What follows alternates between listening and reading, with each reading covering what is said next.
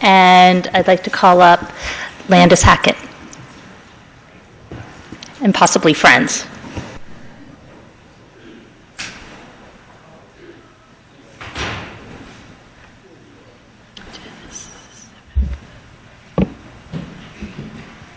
Hello. Yep, same right here. It doesn't have to be in an arch.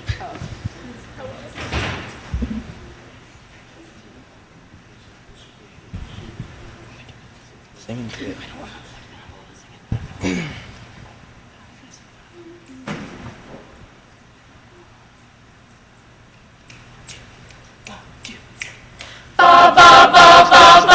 It might seem crazy what I'm about to say. It's far from your eyes last day. Hot air balloon and he's gonna face. Yeah, he doesn't care, baby, by the way.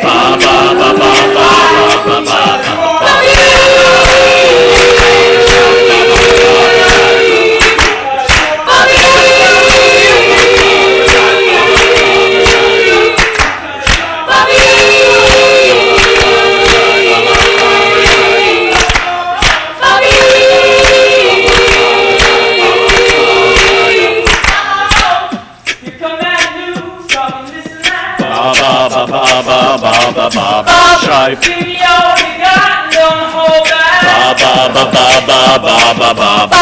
Ask for all you want and you'll be just fine.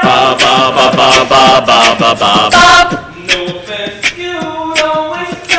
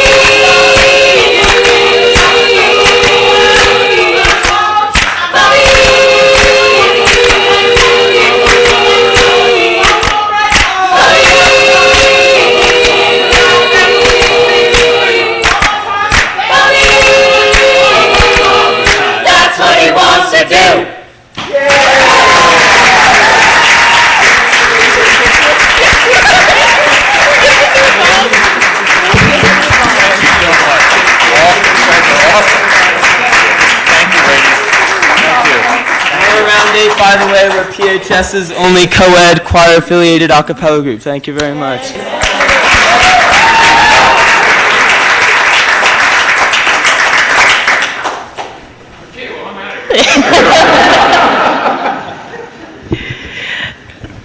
That was terrific. Thank you so much. That was a round 8 from the high school. You guys are amazing. Thank you.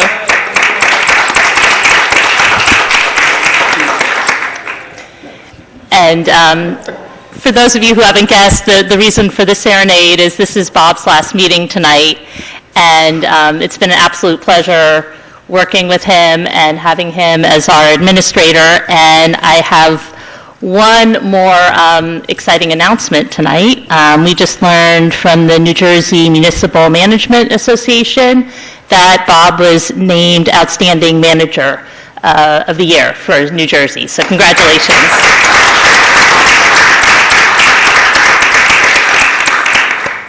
And tonight's meeting also represents the passing of the torch to Mark DeShield, and we're very happy to have Mark here. We're not going to make you sing tonight, but we'll warm you up to that. We're very excited to have you here, and welcome to Princeton. I know this has been a busy first day, and this is part of the hazing ritual to keep you here and make the first day last as long as possible. And I don't know, I simply, yes, I would like to simply add my thanks. I can't possibly top what just happened, so I won't try. But I do want to thank Bob for his 15 and a half years of service. I've had the opportunity of serving with him in various capacities for about the last 4. And I very much appreciate the dedication and professionalism, as well as the heart you've brought to the job at every step along the way. And I'd also like to welcome Mark DeShield as our new administrator. This is not the typical way we start a meeting, but you will find that there are many joys to working in Princeton, and many of them will be surprising and come out of left field, as we saw tonight. You impressed all of us here through the interview process and through the review of your experience, and I simply want to welcome you and express my confidence that you will hit the ground running and make significant contributions to Princeton going forward. Thank you for being here. I want to echo Patrick's remarks and say it is a challenge to both welcome Mark and to thank Bob for his years of service, and to do both justice. But I do want to thank Bob for his years of service, particularly the incredible hours he dedicated during the transition and consolidation. And if I can mangle a thought from Sir Isaac Newton, I would say that it is on the shoulders of giants that we will continue to improve in our community. And I feel that way about consolidation as Mark takes over. It will be because of all Bob did to raise us up to this level. And so I wish you blue skies and birdies in your retirement. And Mark, welcome aboard.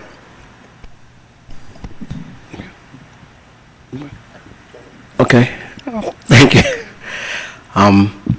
Well, I don't have anything prepared, but I just want to say that it has been a long haul. I've worked with Bob when I first joined, I guess, Human Services, when we first started working together, and that was maybe, I don't know, years and years ago. And he's always been a straightforward shooter. He's always been honest. It's always been a pleasure to work with Bob. Since the consolidation, Bob served as the administrator, and he's done a job above board that I can only say very few could have picked up the shoes that were prepared at that point in time and run with them. And that's what Bob did. We're all up here today, and Princeton is successful today, and a lot has to do with how Bob led this town. I want to say thank you, and I know you're going to have fun. Some of us wish that we were with you having fun, but we know you're going to enjoy yourself. And I want to welcome Mark. Princeton's a loving community. We care for each other, and we want to be there to support you. And I think you're filling some big shoes, but I think that you can do that. So thank both of you. I'd like to speak probably as one of the elected officials that sits here who's known Bob for longer than most of the others. I got to know Bob in 1998, about 16 years ago, when I was elected chair of what was then called the Joint Cable TV Committee. And the Cable TV Committee ran TV 30 as an agency of the two municipalities, and it was housed at that time in what was kind of an expanded broom closet in the basement of the Arts Council. And annually I would go before a joint meeting of the Borough Council and the Township Committee and defend the budget. And I got to rely very heavily on Bob's counsel in terms of how to present the budget so that it wasn't chipped away at. And we managed to keep TV 30 on the air and make it a very successful venture as it is today. Bob has done a superb job, both as administrator in the borough and the first administrator for our merged municipalities. And I share what others up here have said, and that is that I wish him a lot of fun out on the course in the future. And to Mark, we don't always begin our meetings with a song, but maybe it's something we ought to think about. and see if our new administrator can sing as well. I also want to thank Bob. It's been great working with you for all these years on Borough Council first. I've always admired your council wrangling skills. They're supreme. And you also seem to know every single person in Princeton. We're really going to miss you and hope we can keep you on our speed dials. I also want to welcome Mark. We're all really excited. So good. Let's let the fun begin. Okay, so I get like 3 seconds, right? Come back. First of all, it's been an absolute pleasure, as I've told, I think, each of you at some point, how lucky I feel, that I've had the opportunity to do this. It really has been a joy working with you. We all have our differences of opinion. That's what makes Princeton a great place, is that they're respected and you can have that dialogue and you can move forward and we still get a lot of things done. So, but as far as, I feel like you're talking about somebody else, not this Bob, because I know me, okay? So I will just, keep it short and just thank you all for all the support you've given me. The consolidation certainly wasn't just Bob. It was the work of so many, all you folks, the staff, some of which are here tonight. I mean, that's what makes the job really great, is coming in and being able to work with them. They're just so superb. And Mark is being willed a great group of people that will, ensure his success here, I'm sure, because they're that good. They're just top quality. And whether Mark can sing or not, he's going to have to show that, but I hope the hell he can dance, because he's going to have to do that. Anyway, so thank you all very, very much. I really appreciate all the nice comments.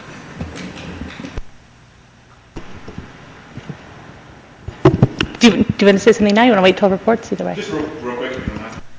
One, I just want to thank the council for giving me this opportunity to serve Princeton. And I'd really like to thank Bob for assisting me in today with the transition and the staff. They've been great all day. It's wonderful. They've been really wonderful all day, really assisting me, and it will allow me to start my tenure here moving forward. So I really do appreciate everything that's coming from the staff. I look forward to meeting all the residents of Montclair and really becoming a part of this community. I'm very excited. So excited. Did I really?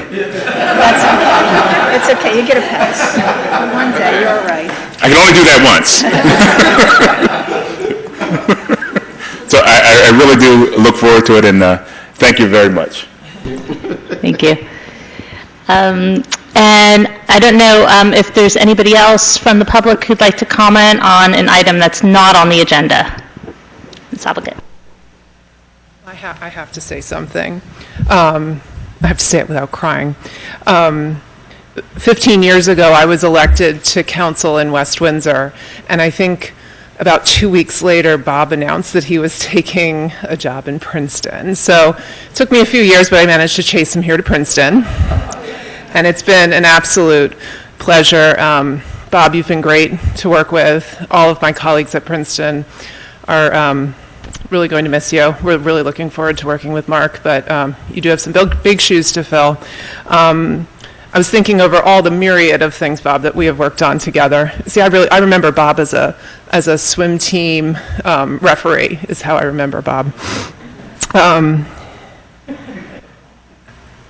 And I thought over many things that we worked on together, and there's two things that I think I'm most proud of.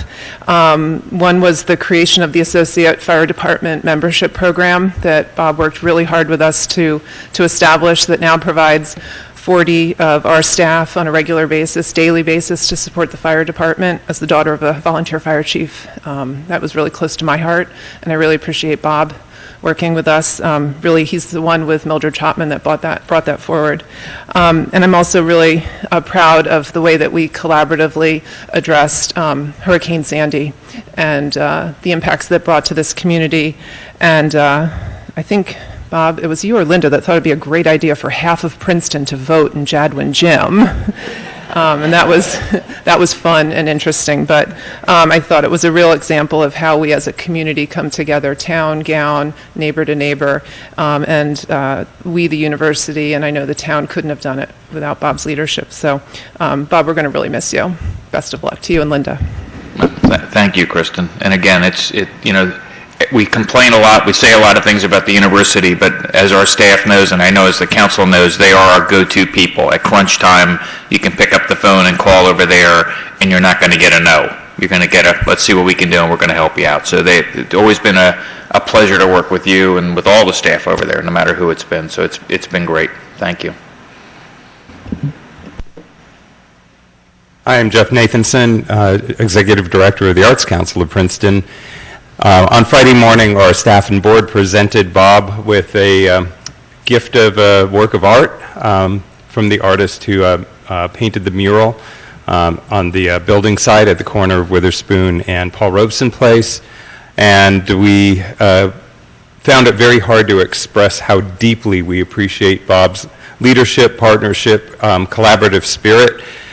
Putting on an event like Communiversity every year, building that event from attendance of approximately 15,000 up to over 40,000 every year, took a huge team effort and so much collaboration from the police, from the administration, from the university, from Public Works. But I don't think we could have done it, and I don't think we could have brought the whole community together to talk about how to manage and change and make decisions about Communiversity if it hadn't been for Bob's leadership and his partnership in our work, and so many other things, public art and the various programs coming up this Thursday night, our annual Halloween parade. But it's really the administration of the municipality and all of the different departments working together with the Arts Council that really brings culture to life in this community. And we just want to publicly express our deep appreciation, Bob. You've been a pleasure to work with, and sad not to see you in the neighborhood on occasion. We used to be neighbors. Good luck to you. And Mark, we really look forward to working with you. The Arts Council occasionally likes to shake things up culturally in town, and we look forward to working with you to see if we can move forward and do some really creative work to energize this community. Thanks. Is there anybody else who'd like to speak on an item not on the agenda? Okay, seeing none, I'll close public comment, and we'll move on to minutes. We have 2 sets of minutes in front of us tonight, and there have been a few minor changes that are in the packets in front of us. One I know was misspelling, the other was just adding part of a letter that had not made it in fully. Jenny, were your corrections mostly typos, or was there anything of substance? One was that Joe Butler asked about the canines, not Jenny Krumiller, and the other one was that I said that it was about horizontal drilling. I said that not that I thought horizontal drilling was the goal, but to prevent horizontal drilling was the goal of the neighborhood group that came in. Okay.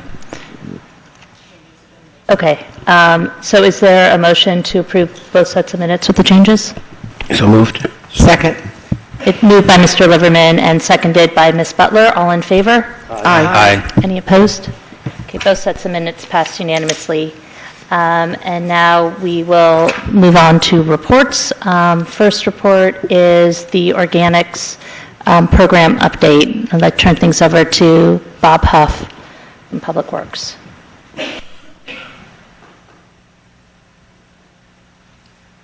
I thought maybe we should do Sanitary Sewers 101 for Bob again, but I won't torture everybody with that. I'll get him one day this week.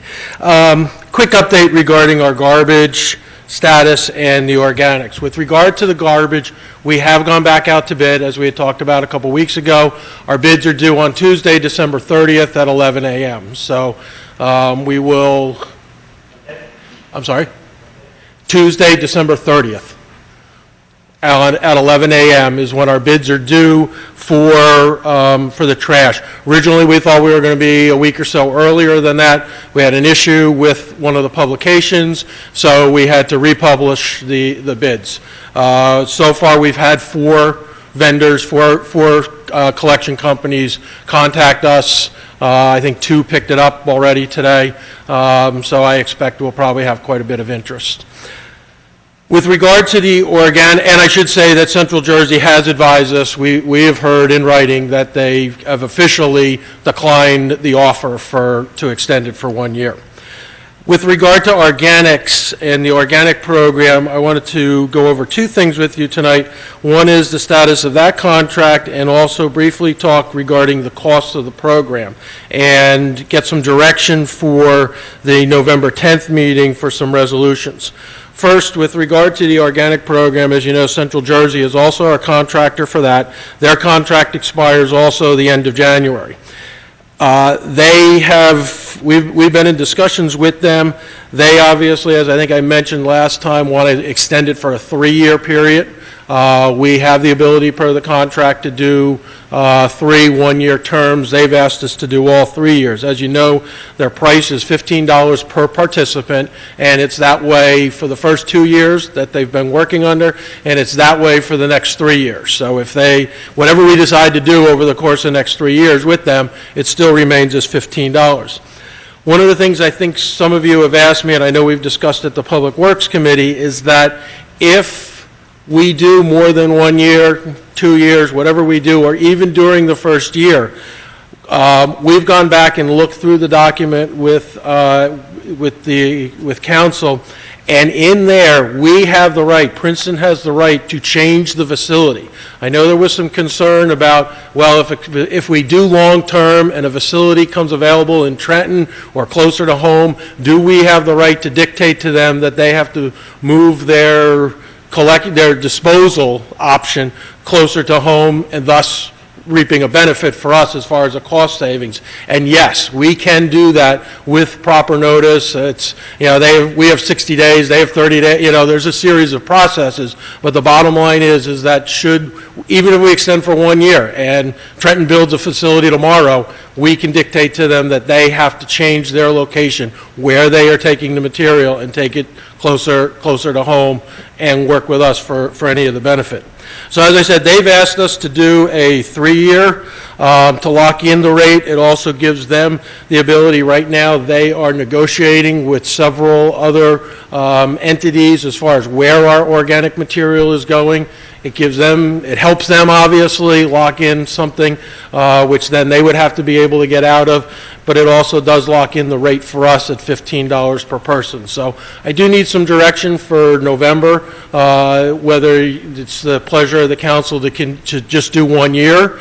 I don't know what Central Jersey would do. They do have the option of saying no, go out to bid. We don't want the 1-year term, and then we would have to go out to bid. And you may recall they were our only bidder the last time. They could be our only bidder again. They could raise the price. They may not even bid. So we do have to take that into consideration, or we go and lock in 2 or 3 years, knowing that if something happens, we can adjust the contract and make them take the material to a closer facility. Do we have the option to also renegotiate the rate if they do that, and/or opt out of the contract if they choose not to? Or are we locked into 3 years if we say 3 years? If we locked into the 3 years, the way the contract is, we would, in talking with Ed and Trishka, we would be locked into, those rates, except if the facility moved closer. They have the ability, if they have to take it much farther away than what was specified, which was down to Delaware, they can come back and ask for a change in price, and if it comes closer, we have the right to reap the benefits. So am I answering your question as far as the number? I think so, but I want to be very clear. If we ask them to reduce the rate and we're not satisfied with the rate they come back with, do we then have the option to opt out or not? Yes, we can terminate the contract. There's clauses that allow us to terminate. Okay, that's my question. Thank you. Mr. Herman? Wait, can you explain that again? If no facility moves closer, or is available closer that provides comparable service, and correct me if I get any of this wrong, Bob, then we are locking in for 3 years if we agree to their request at the current rate for 3 additional years. If a facility is available closer to where they could take the organic waste, then that would reduce their transportation costs, and we have the right to demand a reduced rate. Yes. And they have the right to say yes or no, and it's a 60-day notice. If they say no, or if we can't agree on what that reduced rate is, Bob, what you're telling us is that we have the right to terminate the contract. We do. Mr. Whitman, you had a question? Yeah, question. You mentioned trash, but you didn't mention recycling. Are those two different Yes, contracts? recycling is done through the county, and while it's still Central Jersey also, Yeah. they happen to have the contract with the county. That is a contract that we have with the county for them to pick up our recycling, but the county then has the contract with Central Jersey. Okay, thanks. What do you think? Right now, I would lock in at least 2, if not all 3 years. It would be my recommendation to you. Ms. Butler? I have a question about the garbage rebidding. December 30th, don't we frequently have to rebid the garbage when those bids come in? I thought that was sort of part of what goes on, and do we have time to rebid it by the end of January? If we have talked to Central Jersey, if there ends up being a problem with the bids, as you know, we had a problem the last time. Right. We have discussed with them, and they will extend for us. They will work with us. They may ask for a little extra to extend, but they have told us that they will extend. Our bid, the issues that we had the last time were corrected in the second bidding that we did. So you may recall it was an issue with bulky waste and an issue with the county, and that has been corrected. So we have the same package going out that was successfully bid 2 years ago. How long does it take to rebid if we have to do it, though? Be another 60 days. Okay. Okay, let's go back to the compost Okay. contractor, and, yeah. I think we should go for 2 years. I think 3 years seems too long, and 2 years seems like they would likely not reject it if it's 2 years. I got the feeling that they might reject it if it's 1 year. Is that correct? I believe they will. Ms. Butler? Yeah, I would tend to say 2 years as well. 3 years, it's changing, and other communities are coming on board, and I think 3 years is too long to tell what might happen in that whole area, so I'd be inclined to do the 2 years as well. But we're not voting on it now, right? You're just looking for direction for next month. For the November 10th Yeah. meeting is I'll prepare a memo and the appropriate resolution for you to take action on November 10th. Do we know if this is the standard that they're charging? Is Central Jersey also providing the service in Lawrence or in some They're in other the process of working something out, apparently with Lawrence. I think Lawrence has recently guaranteed them 300 customers as sort of a start, from what I understand. It's pretty close to the ballpark of what they're looking at there, from what I understand. Okay. It's a pretty, $15, it's a good rate, which is the next thing we need to talk about is, with regard to the rates, because as you know, we charge the participants $65 to participate in the program. And again, this past year, I wish I could tell you where all of our garbage goes, but again, just like with the garbage, the amount of organic material that people are putting in the bins has not materialized to the numbers that we had anticipated. So we, the municipality, you do subsidize that program with regard to what the actual cost is, should probably be more like $100 per person. If you look at the average of what we've done this year, as far as the number of participants on an average, and also looked at the amount of organic material that we've collected, you probably should be charging around $101, $102 per person in order to participate in the program. So they're paying $65, it should be $100 in round numbers, so $35 per person is being paid for by the municipality. Currently, we're right around 1,000 participants that we have in the program. The beginning of the year we were in the upper 800s, and now we're close to 1,000 people that are involved in it. As you recall, last year we continued with the $65 as a charge. Same thing, depending on what you do tonight, it'll give me direction to prepare a resolution for you for 2 weeks. And I guess it's, do we continue with the 65? We do have a strong base, so to speak, that continue to pay that amount. We've had it, as Public Works Committee knows from our meetings, we do have a lot of people who have said to us, well, if you didn't charge, we'd get a green can and put it out every Wednesday. So I think again, I need some direction as far as if you want to hold the price, raise it, lower it, just what direction you're looking at as far as the dollar value. Bob, at one point, I think we were looking at the possibility that the reduction in trash collection would kind of offset the cost that we are subsidizing in the organics collection.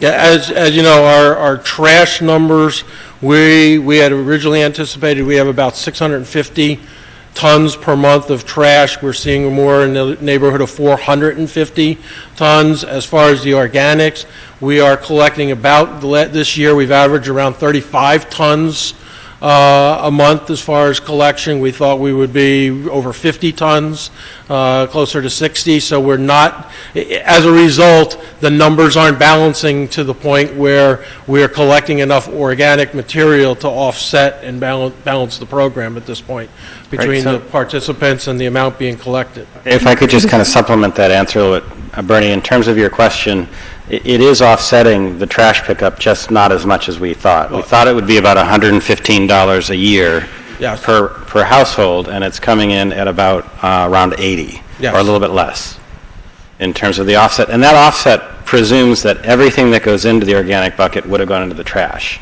To the extent that some people are actually using it for sort of extra leaf and brush pickup, it slightly underestimates the net cost, overestimates the amount that we're actually saving on trash. We don't have a good measure of how much that would be. So that's the best estimate we have. I guess what you're saying, Patrick, is that at this point we don't know whether there is a cost in total. No, we do know. There is a net cost. Net cost to the municipality for the organics collection. Yes. If the contract cost is $180 per year. It's $15 a month, so $180 per year per household.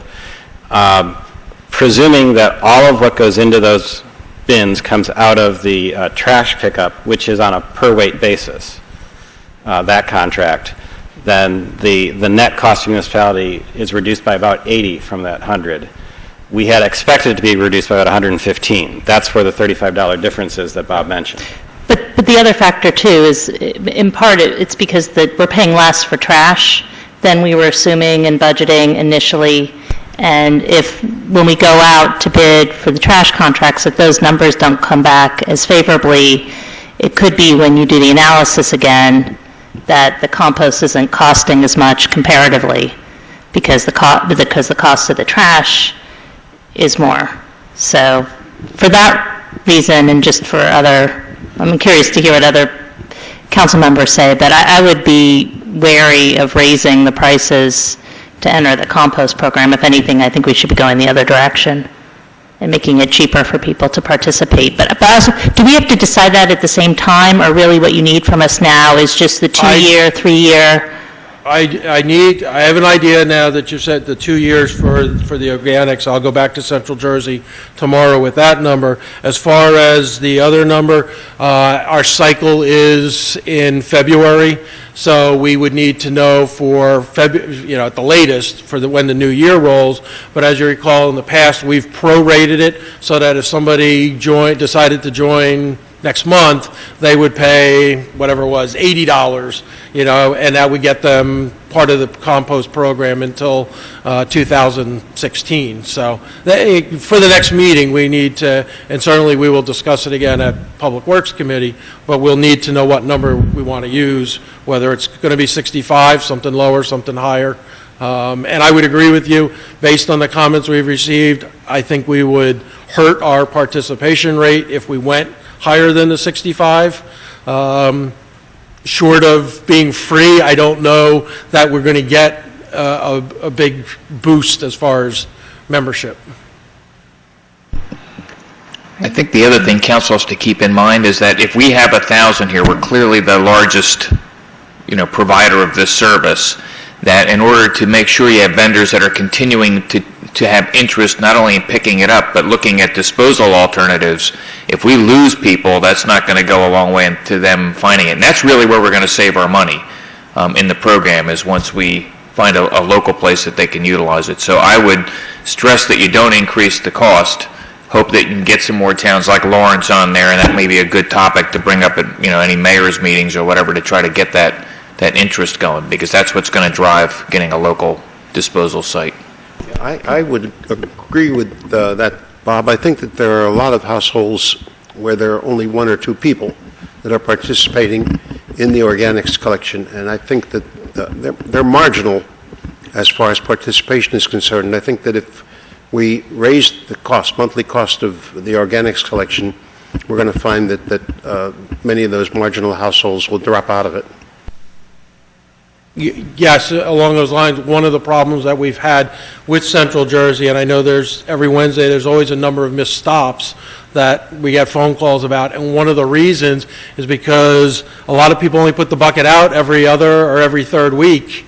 So unfortunately, the drivers, that has been a big problem that we've worked with Central Jersey on. But you're correct, Bernie. We have a number of people that do not put out that green bucket on a weekly.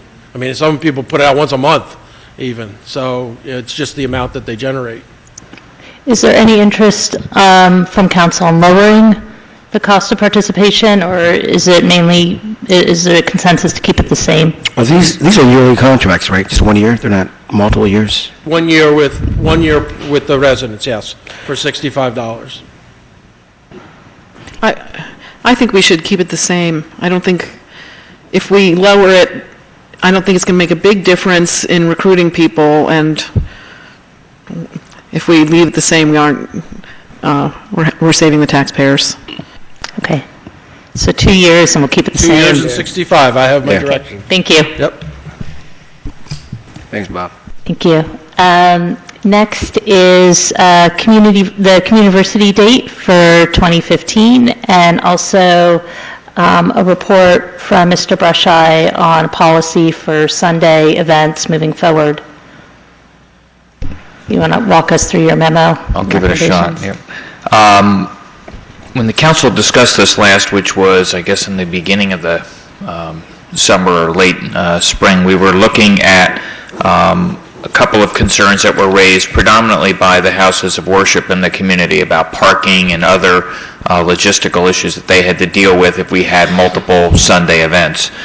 So we met with some of the churches, those that were most affected. We've had numerous discussions with representatives of the Clergy Association, and obviously we've had many discussions with the Arts Council with regards to Communiversity and those impacts. And when I say we, I mean myself, the staff that helps put the event on and works with Communiversity, that including the police, the health department, public works, and so forth. So we actually preferred the Sunday date. It made it easier for staff to work and to get the people we needed involved. We also, in speaking with Jeff, and he can speak on his own, but I'll prompt them here in that it was easier to get volunteers on a Sunday because there's so many other family activities that go on Saturdays. People get torn into which events they're going to go to and so forth. So from the Communiversity standpoint, I think that we had unanimity in the houses of worship in that they felt that that was fine, that one event that started late enough in the day. They don't want to see it expanded as far as hours or anything like that. But they felt that a Sunday was a good time for that event. They could get their patrons in and out of the various churches, and we would certainly commit, and we did at those meetings, to helping them address any parking concerns that they have at their particular location, similar to what we did with the churches that are actually on Nassau Street. So we're going to recommend that we look at a standing date for Communiversity, which would be that last Sunday in April. And then if that changes for some reason, in a given year because of some other event or something, then we would look, to come up with a recommendation for council on that. So that's item one. And let me just move on to some of the other thought process on some of the other Sunday events we have. And we do have as you know, a significant number of events, not all of which are big, but all of which, inconvenience certain areas of the community. The concern we had when we met with the merchants and the churches on a particular event, that meaning that the half marathon that comes in, is that is a very difficult event for us to manage. They bring in a third party, which does a very good job. They're used to running races and so forth, but from a convenience and inconvenience standpoint, that is a difficult project. So I would urge, and we've had some initial discussion with High Tops with regards to looking at either an alternative route if they really feel the event needs to be run in Princeton, which might put it on the outskirts of town or cross over into potentially West Windsor, maybe Lawrence, or somewhere else where the roads are longer and we don't inconvenience as many residents. The current problem is that there are several crossings that come through the middle of town. It's more like a figure eight or almost like a pretzel shape where they're continuing to hit different roads because of trying to get the 13 plus miles in. So it does become difficult to manage. There are multiple inconveniences, and it's very difficult to tell residents when their road is going to be open, closed, and so forth. There's very little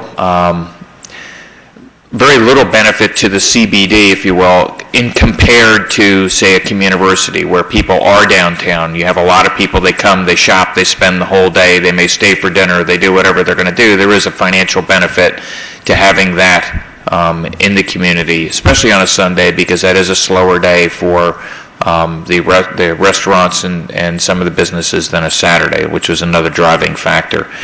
So bottom line is the administration office combined with the clerk's office does all the permitting. We have a process that's set up where we have meetings when events come in, we review them, we put stipulations on them as far as whether they need patrol or public works or whatever they may need in which to make their event happen. I would see that staying the same as it currently does for a majority of the events.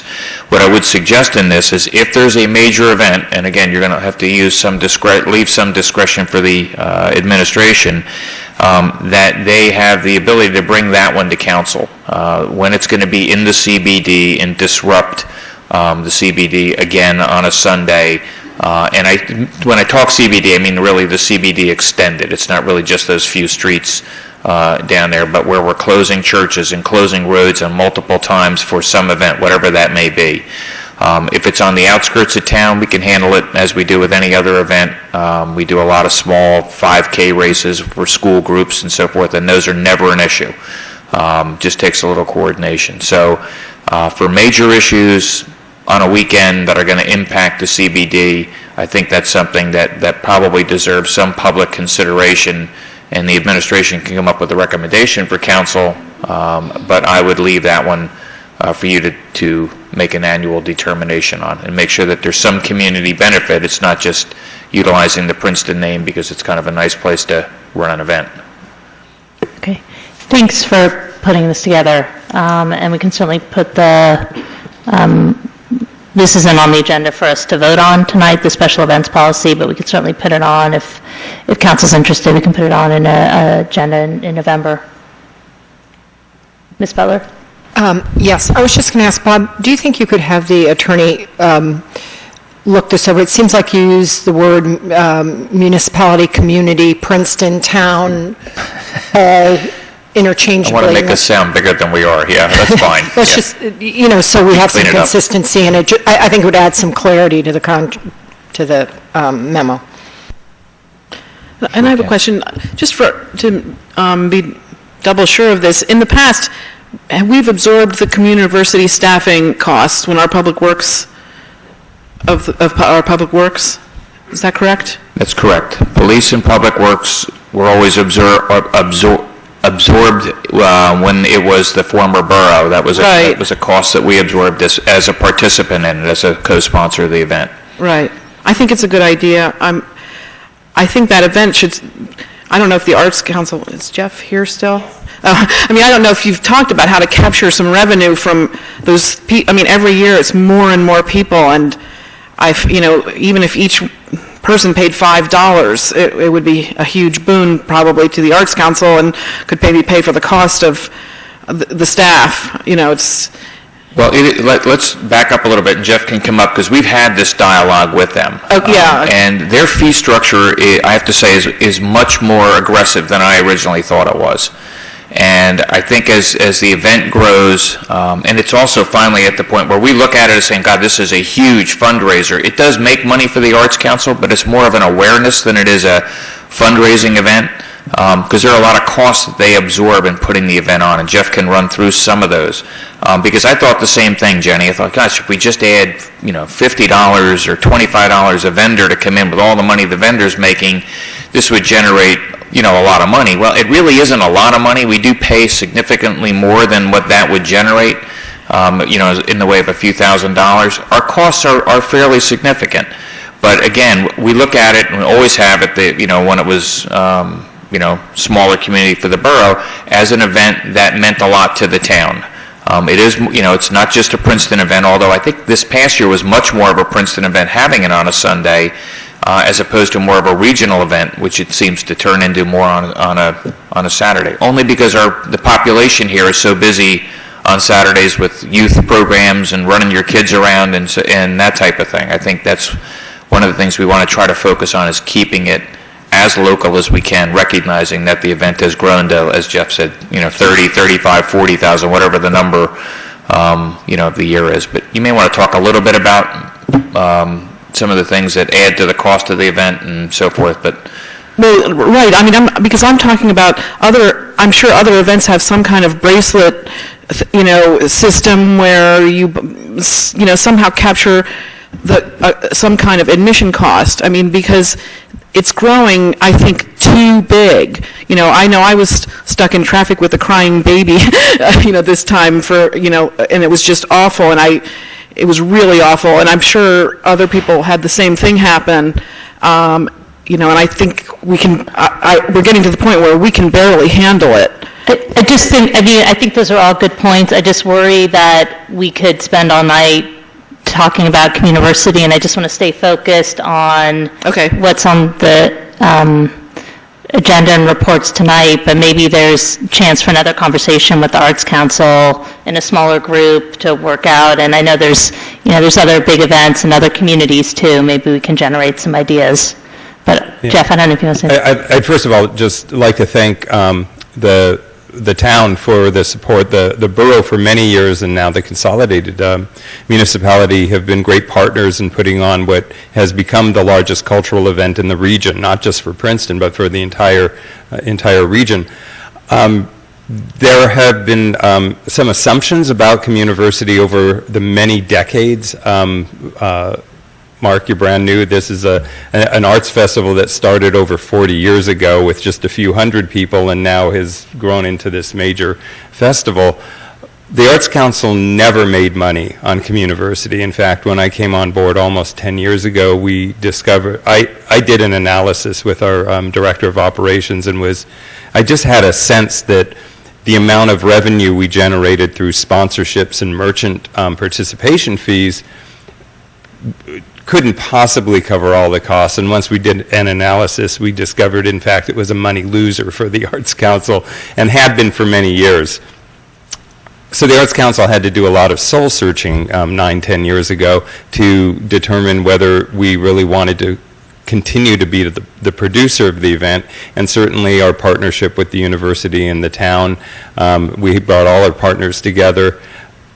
And fast forward to just the past 2 years, we've had numerous different kinds of discussions with all of our different stakeholders, including the Clergy Association, the neighborhood, Witherspoon-Jackson neighborhood group, and the Merchants Association. What we've been able to do for the town is build up the event so that it brings in more revenue for all downtown businesses, especially on a Sunday. But more importantly, the Arts Council, through the increased size of the event, we can charge more for sponsorships. And believe me, there are lots of companies that want to jump on board and be a sponsor of this event today. So whereas a major sponsorship just 10 years ago was $2,500, we can now command $10,000 for a lead sponsor, and it just goes on down the line. So the economics of the event, I think, have changed significantly enough so the Arts Council feels reasonably confident that we could manage the event moving on into the future. But I think across the board, we all agree. Bob's team, the merchants, the Clergy Association, us, it doesn't matter who you talk to, everybody agrees this event shouldn't get any larger. I don't know how to really control the size other than do what we did last year, which is we kept all of our marketing really regional. We gave a price break to local participants. We tried to really make it more like a hometown event, and Bob is correct in saying it was more like a hometown event. It still brought 40,000 people out. We don't think it should get any larger, but we do think that we can manage the event more successfully just in terms of parking and providing shuttle transportation from remote lots, trying to get the traffic congestion out of the center of town. So I think there are a lot of things we can do working together logistically to make it a less difficult event to access for the residents. It's fun. We want it to stay fun, and we don't want it to be a burden on anybody. We really want it to remain the positive benefit to the town that it is every spring. Anyway, I really want to thank you for the support and also for coming to a consensus on the Sunday date. We've been wanting to announce the date publicly for at least the last 6 to 8 weeks, and now we feel that we can come out to the public, tell them when it's going to be. We plan for applications to go online in mid-November, and we look forward to working with all of you on making it another successful event. Okay, thank you. Mr. Willoughby? Yeah, I know this is probably like the last comment. We're trying to move forward. But I just want to say Bob left off that with the education program, we're going to try to educate at least the clergy, that the houses of worship, in regard to when their flock can come to church and what things they should do. So what we didn't have before was a large education, and we had a lot of people upset because they weren't informed what times they should come, what time they shouldn't come, where they should park, the whole 9 yards. So this year, or this university, we're going to start a month before and educate all of the houses that are going to be affected of worship, and just let them know on this day this is going to occur, this is where you can park, where you can park, allow this time, and the whole 9 yards. So I think the complaints that we had last year, we shouldn't have them this year. We're going to go make a gigantic move on that. Yeah, thank you, Lance. I appreciate you mentioning that. We felt really good over the last couple of years having the event on Sunday because quite a few of the downtown churches participated with choirs on one of the stages or having booths or hospitality areas. But I think there was a communication breakdown within the congregations because we were working with the leadership. The leadership wasn't necessarily communicating to the congregation, hey, you guys, there's going to be parking and traffic issues. This is what you need to know. So we've already talked amongst the Arts Council staff and board and our volunteer team working with the churches to send representatives out, like Lance says, a month in advance, be there, at church on Sunday, answer questions, just really be there, be accessible, and provide the information that the faith community really needs to know about participating in the event. Thank you. Thank you very much. Yeah, Mr. Miller. In looking at Sunday events, Bob, did you take into consideration that very often our town is visited by tour buses on Sundays, and if we have a major event going on in the CBD and we have tour buses coming in, are we either going to notify the tour bus companies to try to go someplace else on that particular Sunday, or are we going to do something about diverting the tour buses to a staging area and kind of try and get the people that are coming in as tourists into the event? In all honesty, Bernie, it was not part of our discussion. Probably a point we should take up. I'll make note of that, so when we do our initial planning meeting, we can reach out to those bus companies that we're aware of that come into town, so that at least they understand there's going to be an event that day. But they were not a real consideration. Our consideration really was much more locally generated and in dealing with the residents and our own businesses and so forth. Thanks. I think it's something that we ought to take a look at, because I don't think we want a couple of tour buses showing up trying to find a place to park on Nassau Street when we got a major event going on. It's a point well taken. Thank you. Okay. Yeah. I'm sorry, I forgot to mention one thing, and actually, this is in response to something you said, Jenny. We've talked many, over the years, many times about, $5 per head or what. We wish we could get just $1 per person. It would be great. But there's really no way to control access to the event area. And we also think it's very important for this event to be free, to really be accessible to everybody in the community.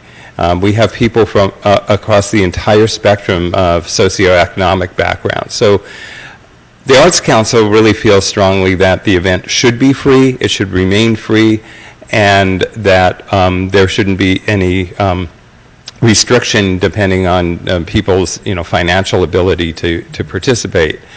That being said, if moving into the future, the town would like to work with us to try to figure out a way to control access to the event and maybe charge $1 per person. There would be revenue generated by doing that. But I think there's give and take, because a lot of the sponsors actually, and even participants, particularly schools, nonprofit organizations, love the fact that it's a free event, that this is something everybody can go to without having to buy a ticket. So anyway, I just wanted to mention that. All Well, right, I figured you had talked about it. I mean, who wouldn't when you see all those people? Oh, believe me, Thank and our board has talked about it over and over. It's like, if we could just get everybody to pay $1, it would be such a great fundraiser. Thank you. Anyway, thank you very Thanks. Okay. So next on the reports is the 2014 priorities update, and I just want to draw council's attention to this in case people haven't reviewed this document lately. And these were the goals that we outlined for ourselves at the beginning of the year. And the good news is that we completed almost all of the goals that we had set out as being our highest priority goals. We certainly did a lot of important hiring this year. A couple of those hires are sitting right here in front of us right now. We selected an administrator, we chose a chief, we hired in Public Works, and we hired a health officer who was very busy over the past few weeks. So I would just encourage everybody to look through this document.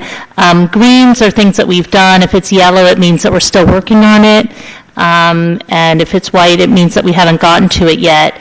And I think this list is useful given that we're towards the end of the year now. There's nothing like a deadline. If there's something that we can push through before the end of the year, it gives us a deadline to do that, or there might be certain things that we just didn't get a chance to get to this year that we might want to put on our list as we start thinking about priorities for 2015. So I encourage everybody to take a look at that.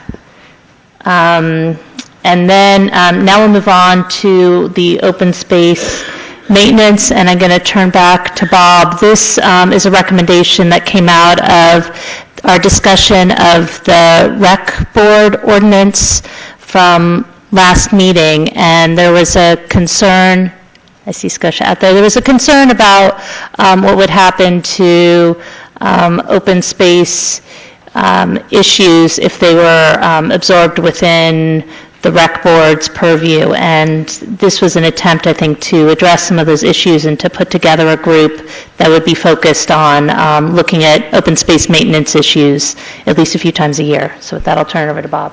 Okay. In an effort to try to keep it simple, I tried to model this somewhat after what we do when we're looking at the deer culling every year, in that it would be like a late summer, fall activity where we would have a task force or a committee appointed to take a look at and make some recommendations to and with staff for what they thought we should be doing in any given park or in any given area of maintenance. And so if we thought about just say trails, and I don't know how many miles of trails we have, but let's say it's 50 miles of trails and we can afford to do, or we want to do 10 miles a year, so every 5 years the trails are completely redone or whatever, that we would then come up with that standard. We would price it out at a staff level, provide information to the governing body in the fall, similar to what the committee does, that Bernie brings back to you and says it's going to cost us X dollars in which to meet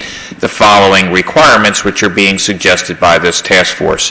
Council can then take that under advisement, talk with staff to make sure that the resources are available to either do all of it or part of it, depending on what you think is a reasonable amount to accomplish in any given year. The critical thing, again, and we talked about it at length in staff, is to have the financial backing in which to do it. We cannot take on any significant amount of additional maintenance based on our current staffing level or funding level. So it would either be done by supplementing in-house personnel, part-time seasonal people, or it could be full-time. I'm not sure what's going to come in. Or we could bid it out as another option, because we do a fairly significant landscaping bid every year when we look at supplemental landscaping for recreation. So that was kind of what the recommendation was, just to try to keep it simple, and then they would evaluate it the following year, the success, where we missed, where we didn't get work done.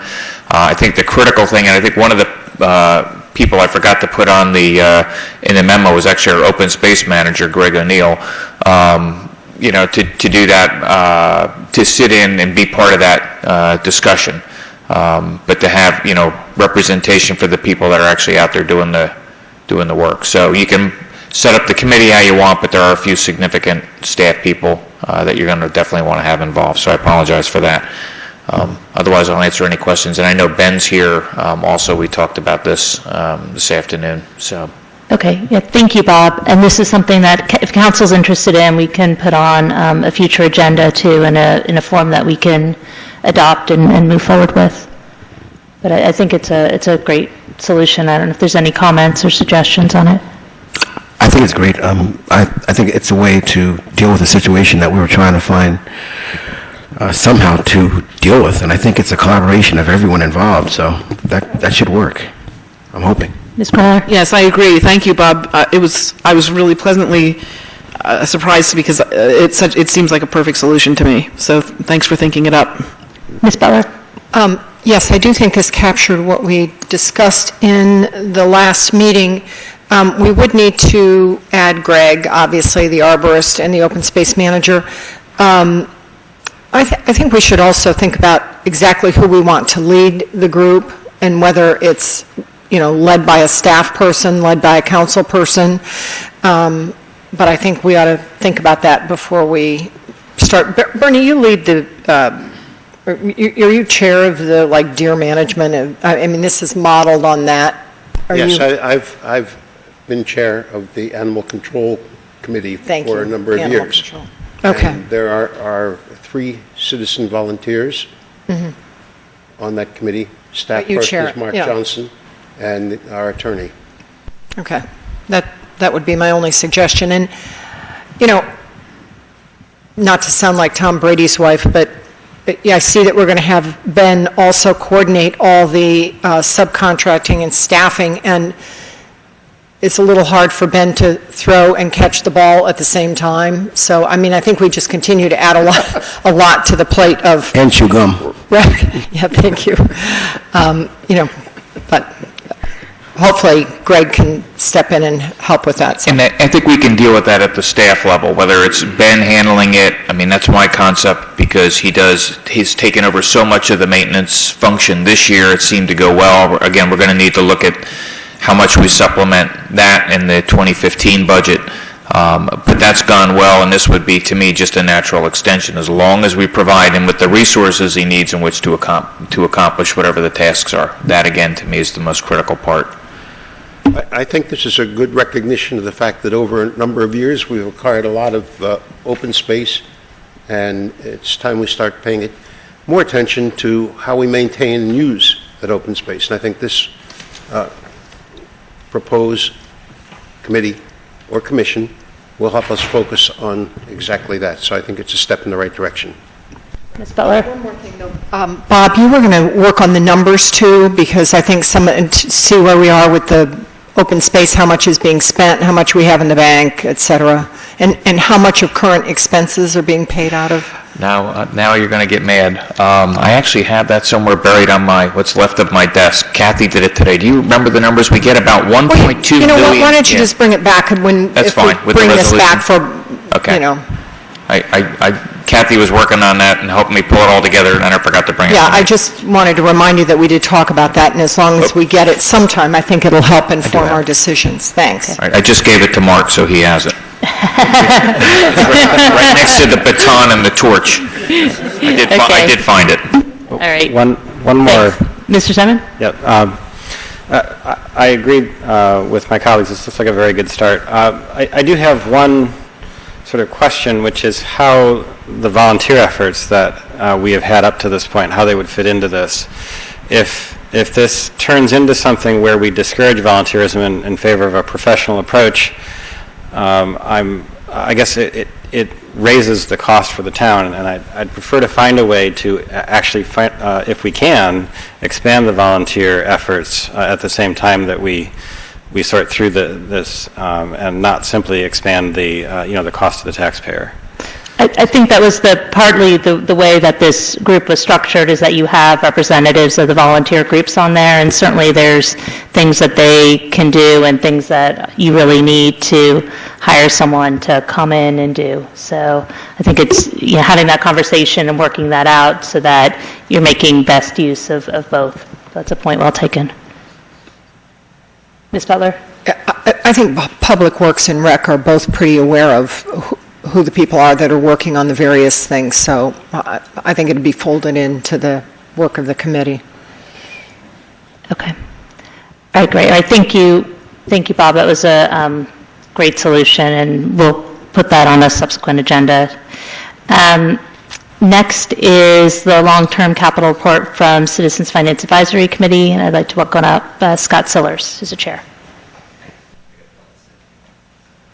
And council has a hard copy of the presentation in your pile here.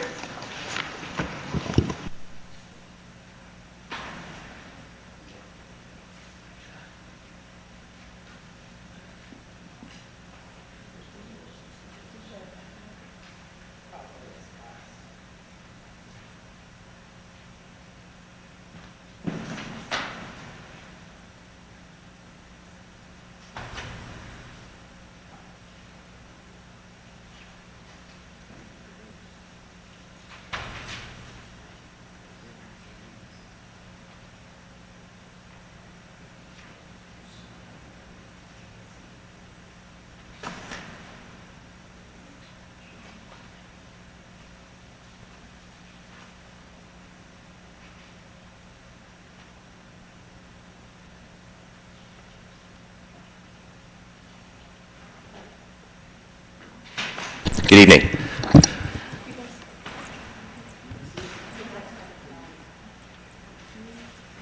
Tonight's presentation, we're going to establish a framework for planning of our capital spending over the long-term horizon. And we just lost it. Where'd it go? There it is. Just to refresh your memory, this past March, the Council adopted 3 key financial policies: capital planning and spending, debt levels and management process, and current fund balance surplus policies to maintain a prudent level of surplus. Key elements of the policies that we need to focus in on tonight: on the capital spending policy, for the purpose of tonight's presentation, is highlighted in blue, which it basically says, we're going to coordinate the spending over a 6-year period and plan it so that it is consistent with the debt policy, number one. Number two is that large projects need to be accommodated with adequate foresight so we can budget for them and pay for them in a timely fashion, and that all needs need to be considered equally, fairly, and transparently. On the debt policy, for tonight's purposes, what we really need to focus in on is the conscious management of the growth in debt service, particularly that portion of our debt that is paid for with non-dedicated revenues, i.e. Property taxes and other general revenues out of the current fund. And what we had said before was that we wanted to try to maintain that at a relative growth rate of 1.5% per year, with the option to revisit that at any time, but do that in a conscious manner.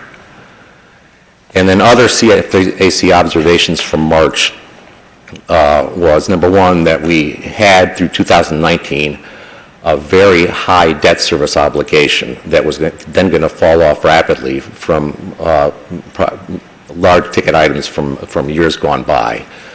And number two, that we needed an assessment of the condition for key asset groups to determine whether we had an adequate replacement policy, and then revisit whether we should be borrowing to finance regular maintenance costs on an ongoing basis.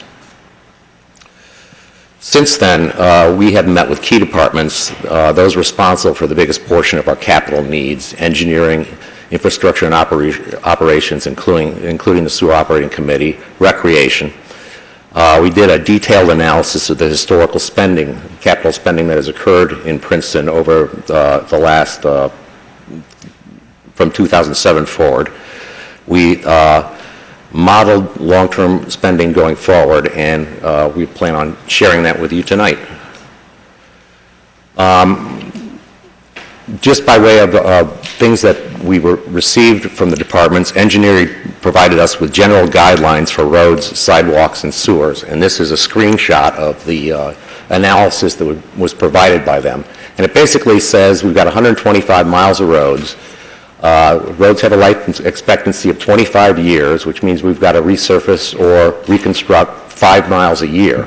We've got costs of $2 million for resurfacing and $4 million, $792,000 for resurfacing, and $1.6 million for reconstruction per mile. And so that totals, between the two of them, $5 million a year in, $6 million a year in road maintenance costs based on this rule of thumb guideline. In a similar fashion, we came up with sewer costs of $2 million a year and $700,000 for sidewalks, totaling $8.7 million. Now, I would say, and I think that engineering would agree, that this is a conservative analysis that's based on a number of overall assumptions. And the way that engineering does the road capital plan is they go out and they do a rolling inventory of what the conditions are of the roads and assess them on an ongoing basis and prioritize those based on that need. That's a similar program effort that goes on with sewers and a similar effort that goes on with sidewalks. And in all instances, we come up with lower numbers. Whether we should be spending more or not, that is, subject to some discussion. But I don't think that we are far off from where we should be spending in the capital plan, that the preliminary capital plan that has been proposed by the departments. I don't know whether it's been reviewed by administration yet or not, but it hasn't percolated up through the process yet. So I'm just going to talk in general terms about the 6-year capital plan, the relative levels of the numbers and not the specific numbers themselves. But within that, it looks to me like they've provided adequately for the spending on roads and sewers going forward. Scott, before you move off of that slide, can I ask a question, questions on that slide? Which of these numbers are general revenue expenses and which come from other sources of revenue?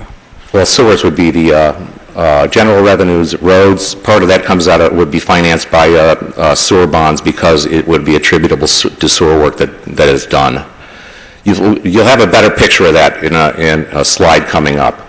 But sewers generally are paid for with sewer revenues. Roads are paid for with taxes, with some EIS funding, with DOT grants. The largest share of that comes out of the general fund. And then, and sidewalks, I can't remember how you came out with policy. Is it 100% municipality now, or is it 50-50? Okay, 50-50. All right, and then just a question on the sidewalks, just so we understand, because this plays into the complete streets, and we have a relevant ordinance coming up. And I guess this is a question for either Mr. Kaiser or Ms. Stockton. If all of the roads had sidewalks on both sides, given the way you've got the numbers measured here, would that be 125 in this slide, or would it be 250? In other words, if I've got sidewalks on both sides of the roads, how do I count that in this? If all of the roads on both sides of the road, it would be 250 miles. Okay, so we essentially have sidewalks on approximately a third of our roads, or in some cases a little bit more, but we have it only on one side. Correct. Thank you.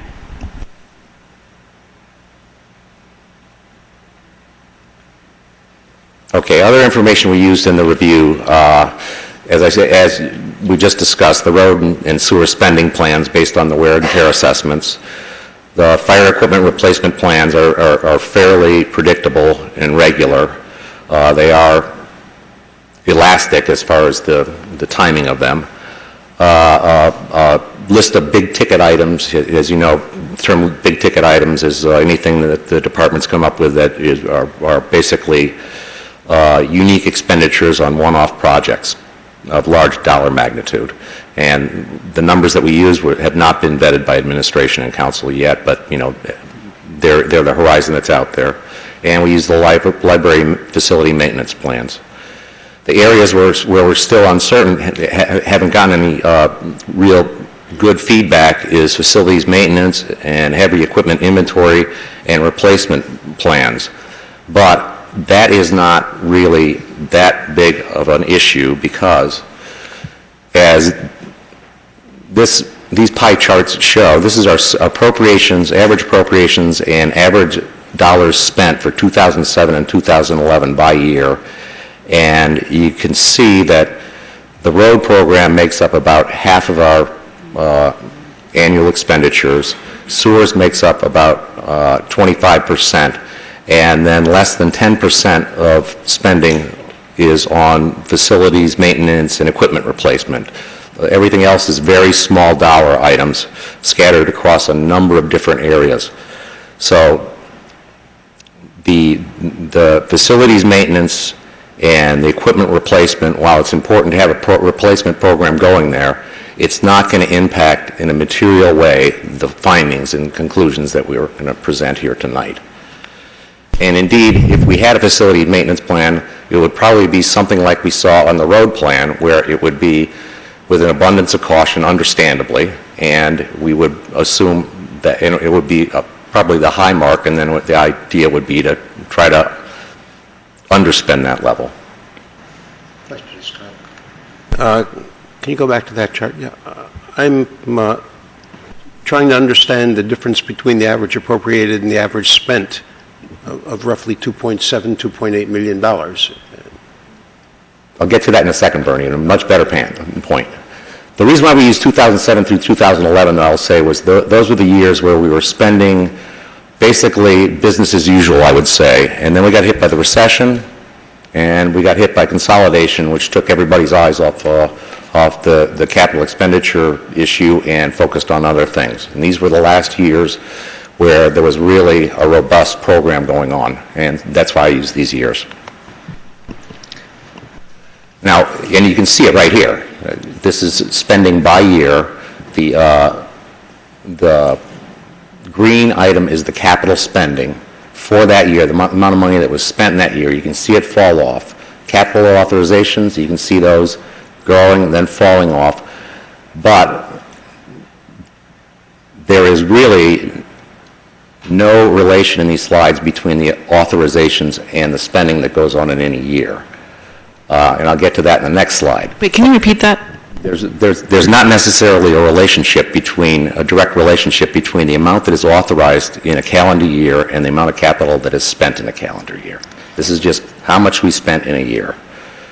But the other thing I want to point out on this slide is look at the green line, which is look at the blue line, which is capital authorizations, and then look at the reddish line, which is debt authorizations, and that's how much we anticipated having to borrow to finance that spending. And you can see there's a material level in each year where we planned on funding it from other sources. And that's consistent throughout our capital spending plans. In 2010, where you see a big difference, that's because, what's the name of it, the park, the house up at Mountain Lakes. The Mountain Lakes reservoirs were being... The dam was being replaced. Was being rebuilt with other people's financing. It wasn't coming out of our budgets. A better way to look at spending is if we look at spending versus specific authorizations. And this, Bernie, characterizes your question. Year by year is what we authorized, and by authorization year, what was spent. So 2007, that was $10 million worth of authorizations, and through September of 2014, we have spent $8 million against those. So $2 million was not spent. And that is very consistent, and we will never spend all that we approve for a number of reasons. Number one, there's going to be a material degree of conservativeness in the appropriation requests because, for example, with roads, if they come up with an estimate that a road is going to cost somewhere between $800,000 and $1 million, they're going to put in a request for $1 million, typically, and then do their best to have it come in at $750,000, and more often than not, they do that. So, that may be a bit of an overstatement, but that's why we wind up with the gap. The other reason we wind up with the gap is that there are changes of plans that occur. There's a number of instances where the fire departments plan on doing $100,000 worth of roof repair and none is done. And you can also see on this slide the significant lag in timing between appropriations and spending. Just in 2013, 2014, we've done some appropriations but have hardly spent any money against those. So we know that's to come. And we're not going to be appropriating for that, but it's potentially going to be spent and we're going to have to finance it going forward. I think I just bumped it. It's coming back. Give it a second.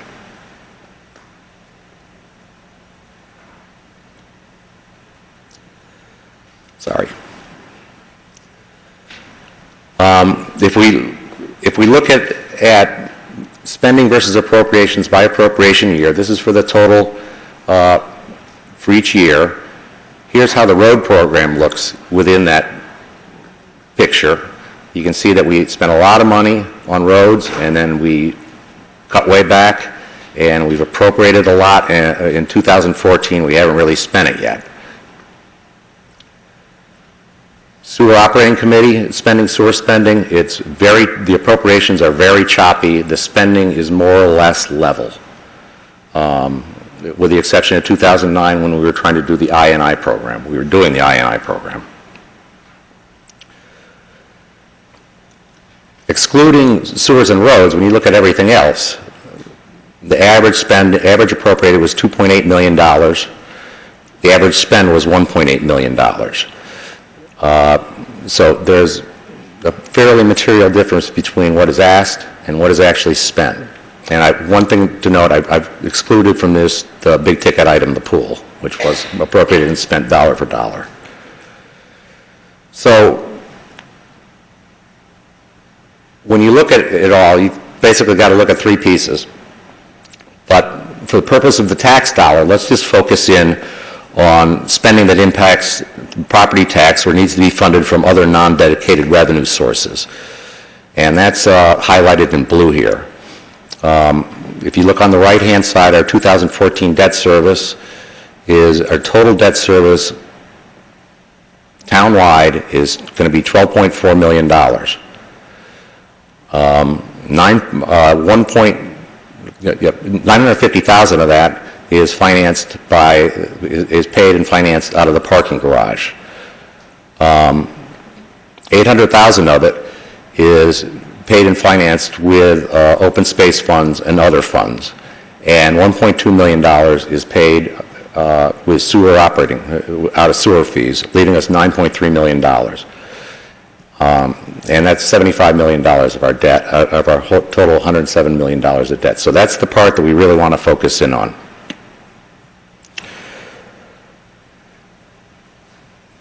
Now I'm going to take a look at our general revenue funded area. We've got on the left-hand side 2011 versus 2011 and through 2011 and how it compares to our preliminary plan excluding the big ticket items.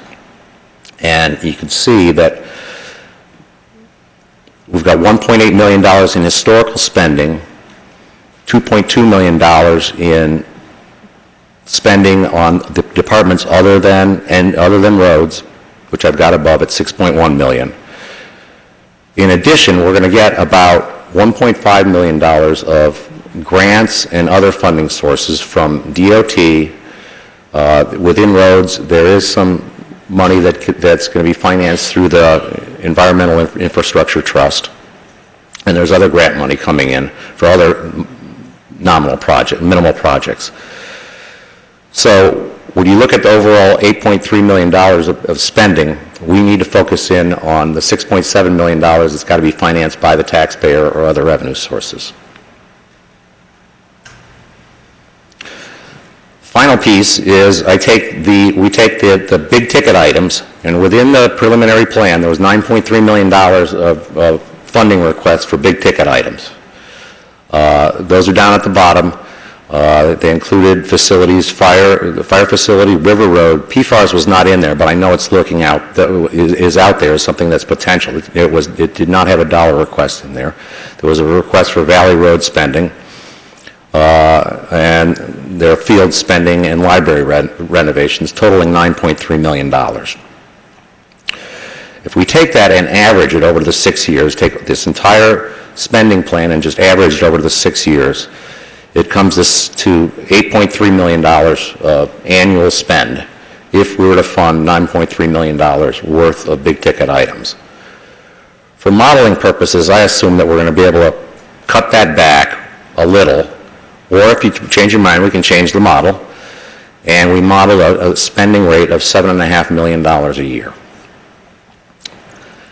For the next 6 years, $7.5 million was going to be spent on items that have to be financed by the taxpayer, bonding 95% of that, as is our normal practice, means we're going to be bonding $7.1 million a year. We then just plugged it into a model that had bonding $7.1 million a year, 13-year maturities based on what we predicted was going to be the average life of the bonds, the borrowing that we'd be doing, at rates of 3.5% to 4.5%. And that compares to the bonding that we just did last week at a net interest cost of 1.83%. So there is a degree of conservatism in it already, or room for interest rates to increase in the near term.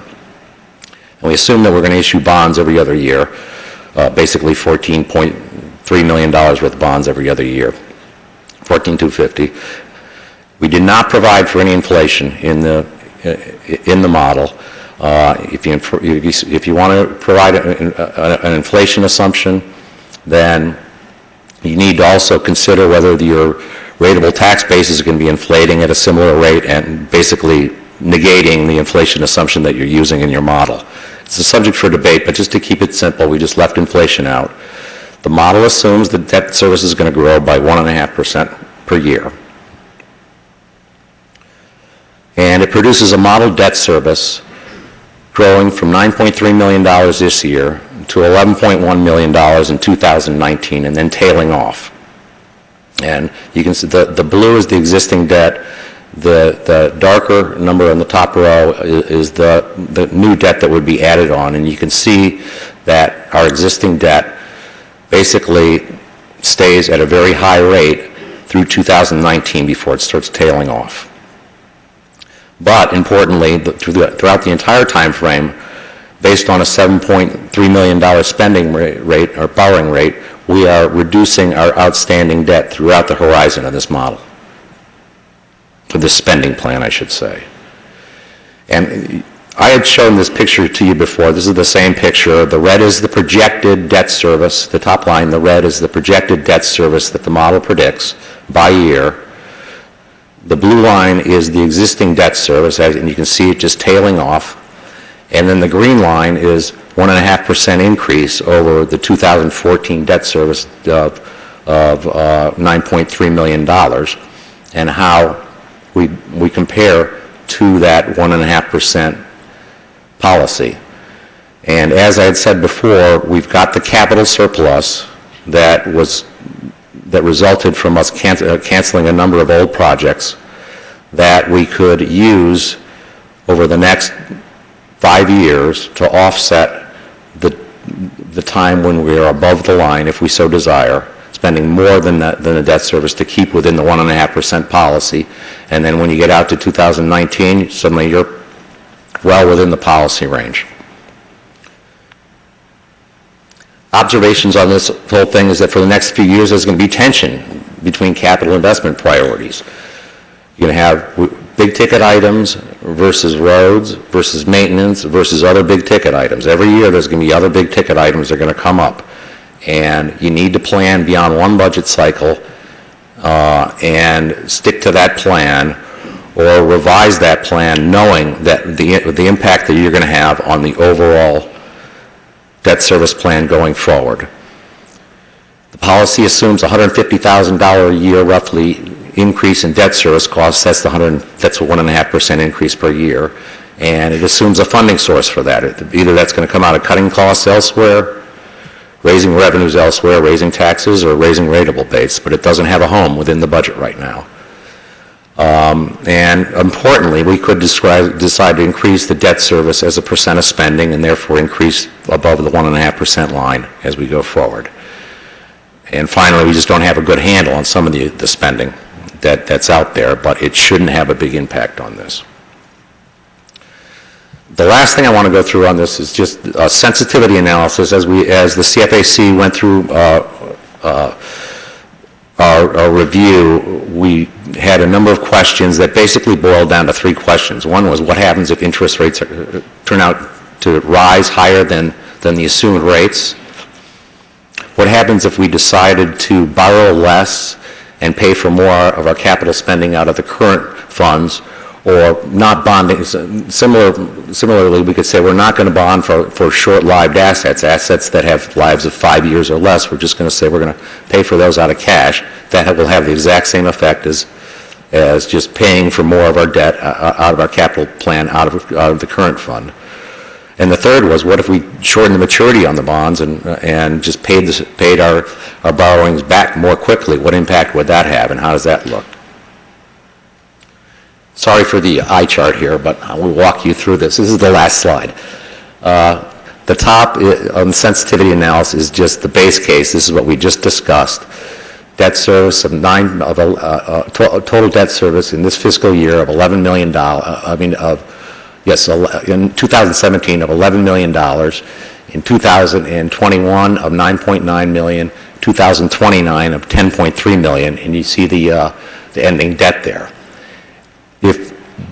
If rates were to increase 2% above the assumption, in other words, 5.5 to 6.5% rates, by 2017 we'd be paying $285,000 a year more for our capital plan. By 2029, we'll be spending $1.2 million a year more, and it will have cost us $11.4 million more through 2029 for those higher interest rates. So it's sensitive to interest rates, obviously. The amount of debt wouldn't change because the maturity of the bonds would not change. If we were to borrow less, if we were going to borrow 90% instead of 95%, we would have lower debt service, but we would have to have a higher capital payment, so we'd be paying in every year $375,000 more in capital out. Lower debt service would ultimately pay that back, and so by 2029, the savings in debt service would be $542,000 a year versus a $375,000 increase in capital payments each year. So a cumulative out-of-pocket expense to get to that point would have been $1.9 million investment in getting to this point, which is doable. So that's something you may want to consider, is just borrowing less. And then the last option is if you reduce to shorten the maturities from 13 years to 10 years, it does start saving you a material amount of money, $1.2 million by 2029, but by then it would cost you $8.9 million to get to that point. In the early years, you pay more because you're paying the principal back earlier, and finally, by 2029, you pay back all the principal and you're saving money on debt service. That's the presentation. The takeaway, basically, as we look at the capital plan in the next several meetings, we encourage you to look at it over the long-term basis, and not just its impact on the current year. That you seriously consider whether the big ticket items, spending $7.5 million a year on capital, is a reasonable number, and $1 million a year of that going towards big ticket items, on average, I'll say, whether that is a reasonable figure or whether that is not enough money and we should be either cutting spending somewhere, consciously cutting spending, or raising the rate above the 1.5% increase in debt service every year. With that, thank you. Thank you. I have a question, Scott. We've had really awful weather the past 3 years, and we're also finding that our buildings are reaching that point where they're just sort of unexpected problems that occur that we're having to fix and sometimes capitalize. And is there anything in here, or should we have some sort of emergency contingency, knowing that we're probably going to be faced with something that we have to spend money on that we can't anticipate? I don't think that those numbers are really big enough to move the dial that much, with the exception of maybe some temporary road spending, which, what was it, $600,000 this year? That 800,000. Almost 9. But if the roads are maintained in good condition, they shouldn't need emergency repairs as much. But that is a concern. If facilities are maintained in adequate condition, you should not have crises. We're having teething problems on this building just because of the point in age it is, I would say. And there's a significant amount of money in the budget right now for that. But that is not something that's really going to move the meter more than $6 million for roads and sewers and $1 million a year for other large ticket items. Okay. Ms. Cromwell? But I would also say that is more a discussion that you ought to have with Bob and Bob than with me, I think. It seemed like borrowing less or shorter maturities both seem more responsible to me, but that's based on my own limited knowledge of how budgets work. But wouldn't you say that we should go in those directions? Well, it's going to cost they're both reducing the amount we pay in interest, correct? But it takes a number of years before you start realizing savings. You're right. Basically you're creating some short-term pain for long-term gain. Number one. Number two, there's some assets that you should be borrowing over their lives. If you look, the easiest example is the parking facility, but roads arguably are another example. If a parking facility basically is self-financed out of its revenues, we ought to be paying for it from the revenues that are really dedicated for that facility. Roads, you could really argue the same thing. If a road is anticipated to last a certain period of time, maybe you should be paying it over the life of that road, paying for it over the life of that road. But if not paying it, off a little sooner saves the taxpayer money, why should we not do it that way?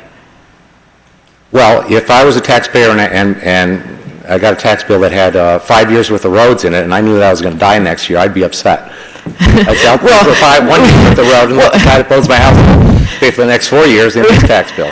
That's the principle behind it. I know that's the principle behind it, but in reality, since we do kind of, do a pretty good job of predicting and keeping our budgets fairly, even, it doesn't seem like that principle is that important.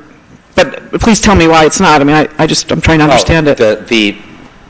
If we decided that we wanted to prepay, if we wanted to put 10% down, to get to that point, it would cost us $1.9 million in added costs over the next, probably a little bit more than that, $2 million over the next 6-7 years, in order to get to the point where we're saving money. And that would be a prudent decision to make. I'm not arguing for it or against it. I'm just saying that you're paying now instead of and saving later versus less payment now. So. Right. One thing that's been discussed at CFAC is moving potentially towards a model where you treat road maintenance as an operating expense. Same idea, right. If you think of the whole road system as one road, and then you're just maintaining pieces of it, and you do it in your operating budget. But maybe this is a way to take a baby step towards that. Well, that's what Scott's last slide is telling us, is if we took a little over 5%, 6% of the road cost and applied it that way, that's showing us the impact. So the challenge with all of these is if we take too big a bite, it's very expensive in the short term. So the challenge is how to move in the right direction so that the net costs are down for the community over the long term without making the cash flow issue and therefore the costs in the short term too high. Yeah, I would also say that it would be fair and equitable for all the taxpayers going forward that if you adopt that policy, that you stick to the policy. We in future councils, that we don't cash in on that 5 years down the road because we don't like the fact that we're paying $600,000 a year instead of $300,000 a year in down payments on capital.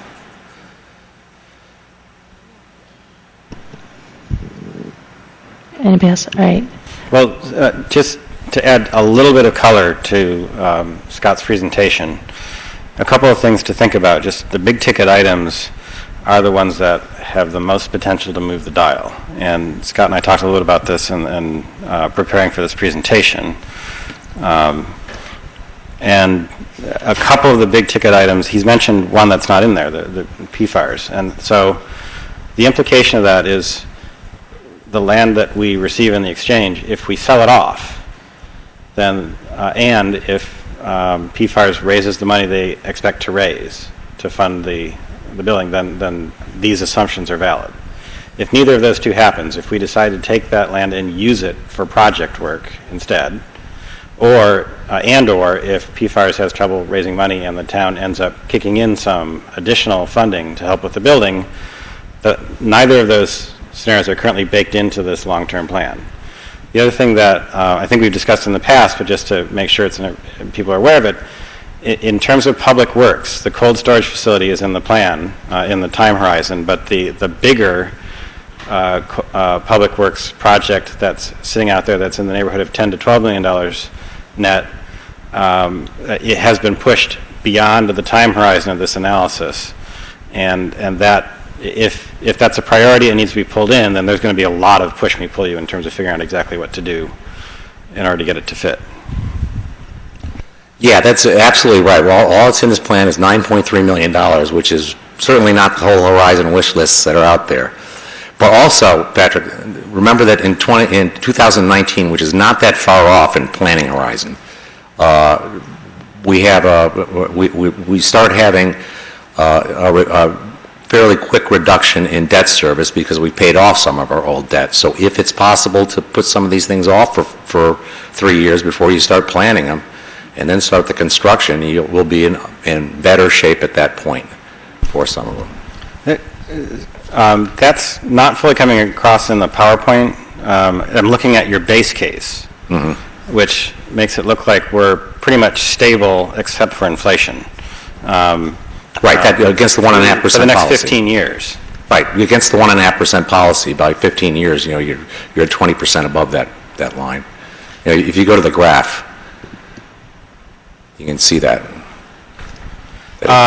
Right. Right.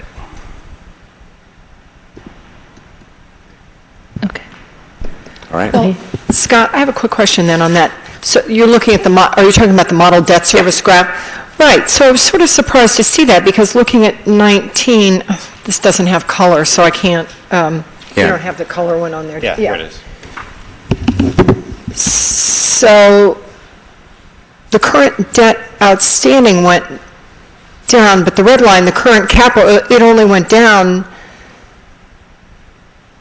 in 2019-ish, 20, but then it starts right back up again. I was sort of, maybe I'm not understanding why that is. It's basically, there's $14 million worth of bonds going out every 2 years.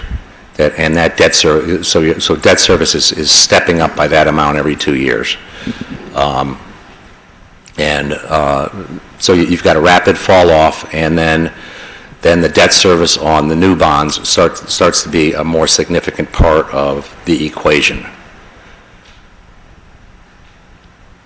I think you'd have to look at the numbers on the previous slide. The existing versus the new. You see 2021 there. It's 5.9 million versus $4 million. The new borrowing, the debt service on the new borrowing starts to jump up. Got it.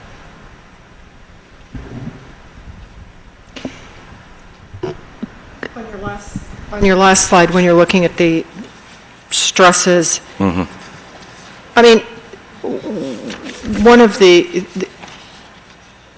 is it captured in here the opportunity cost of waiting, of pushing some of this stuff off, of the risk of, we don't do some of this right now and interest rates are at historically low rates? There's an opportunity cost to waiting that, it's sort of tempting to wait until 2019 to do some of these projects, to push them off, but obviously we don't know what the future holds in terms of costs or interest rates, and, we could sort of regret that we didn't do them now, even though it seems like something we'd want to wait on. That is a factor, but I don't know many people that really plan their capital around, current rates now as opposed to 5 years out. You don't think people say we're at historically low rates and... We're at historically low rates now, but I would not predicate my spending decisions and delay decisions based on that disappearing. I would not overweigh it, let's put it that way. Yeah. Okay. Well, thank you, Scott, and I want to thank the members of the CFAC committee who are here tonight, Gary Pattison and Will Dove, and Joe Butler and Patrick Simon, who are council liaisons. Thank you, and this really does help us with having our eyes open before we're making some important decisions and being able to plan. So this is instrumental. Thank you. Next is our police report, and then after the police report, I'm going to move up one of the items that was listed as a resolution. It's really supposed to be under reports, and that's the best practices inventory. And then, can I just get a show of hands, how many people are here for Poe Road? Okay, so then after we get through, I'll ask for the council reports, we'll wait on those, and so we'll have these two next reports, and then we'll go to Poe Road, and then after Poe Road. Who's here for the parking at Spring Street? Okay, we'll do that after Poe Road then. Okay. Chief Setter for the police report. Thank you, Mayor. I have just a couple quick announcements to bring to your attention. First of all, last week I had the opportunity to attend a countywide meeting regarding Ebola incident response. And we heard from experts across the state, one of which is our very own health officer. And I just wanted to advise you that we are in very good shape with regard to our response protocols. We've updated them, and our health officer is definitely on the cutting edge of all the changes that are taking place, and we're communicating regularly. So I'm really very confident there and wanted to get that out to you. I may have brought this up at the last meeting, but if I did, I'm sorry. I had the opportunity to meet with our school superintendent and the building principals several weeks ago. And we had a great conversation and discussed a whole litany of topics, from our response to schools to programs that we want to collaborate on, to general talks that we want to give there in collaboration with the schools. And I'm really happy to report to you that our relationship is very, very strong, and I'm looking forward to really good collaboration with the schools moving forward. And some quick reminders: our yearly coat drive is underway. So anybody that has any warm weather clothing that they'd like to donate to individuals who are in need can drop them off at our police department, and we'll collect them right outside our headquarters, and they will be donated to people that are in need of them. Our prescription medicine drop box is in, and it is actually active. We got clearance from the state to activate the program. There'll be a official kickoff once the state allows us to do so, and we'll have a press release and such. But I want to let our citizens know that any unused medication or prescription drugs that are expired or otherwise unusable, they can come right to our headquarters. The box is located right out front. It looks like a mailbox. It's well signed, and you can just drop them right in there, and we'll dispose of them. I think that's a great service that everybody should take advantage of. And finally, I just wanted to recognize our Detective Bureau. You may have read over the last several weeks, they've been very busy and have been very successful in solving some very high-profile type incidents, most recently apprehending a person responsible for residential burglaries, not only in Princeton, but in the surrounding communities.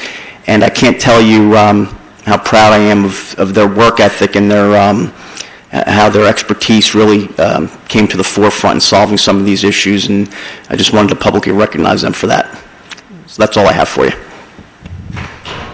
Other questions for the chief? Ms. Butler? I have a quick question. Two quick questions. One is, to drop off the pills, do the pills need to be identified? You just dump them in, or? They're best bought in a clear type, cellophane type bag. Ziploc bag is fine. We'll take them in the canisters as well. It's completely anonymous. All you have to do is walk up and drop them in.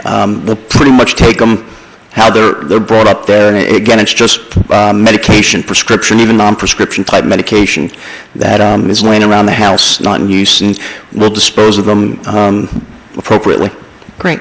My second question is, I went to a Princeton University football game. I've been to several of them, but at one of them, I saw that the K-9 unit was there.